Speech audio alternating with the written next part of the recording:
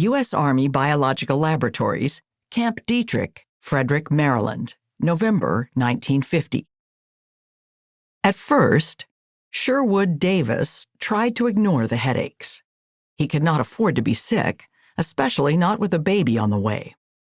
Each morning, well before dawn, he would quietly climb out of bed to get ready for work, trying not to wake his wife, Geraldine, who was 7 months pregnant.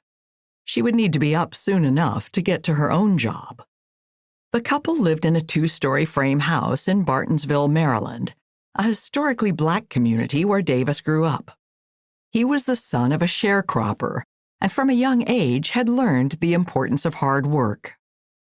Their neighborhood was just 3 miles southeast of downtown Frederick, Maryland.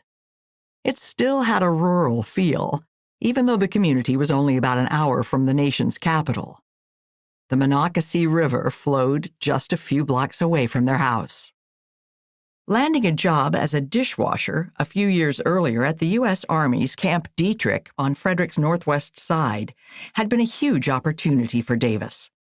The hours were early and long, starting at 5:30 a.m., but the pay was better than he could hope to get anywhere else. Of course, that was because of the risk. Davis wasn't washing dishes in the base's cafeteria. He was cleaning and disinfecting specimen plates, beakers, tubes, and other glassware inside Camp Dietrich's high-security biological research laboratories.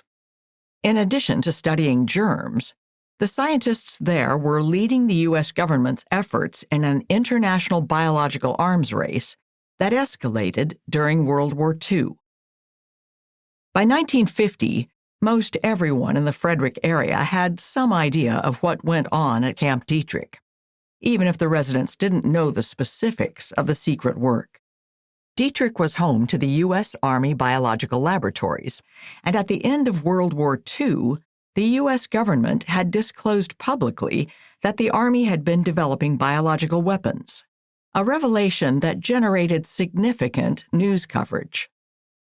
In 1943, the military had converted a small airport on the outskirts of Frederick into a sprawling base for scientific research. The base brought an influx of workers, not just military officers and troops, but also numerous civilian scientists who arrived with their families. Until 1969, when President Richard M. Nixon ordered the end of the United States' offensive biological weapons program and only allowed research considered to be defensive, Camp Dietrich's civilian and military workforce was creating batches of toxins, anthrax, and other bacteria and figuring out ways to turn them into bombs and other weapons. The goal was to counter what the U.S. saw as threats posed by enemy states like Germany, Japan, and later the Soviet Union. But it took a lot more people than just the scientists in their white coats to operate these laboratories. The high-tech equipment and buildings required ongoing maintenance and repair. Reports on experiments had to be typed. Floors needed to be mopped. Lab animals had to be fed, their cages cleaned, and their spent carcasses disposed.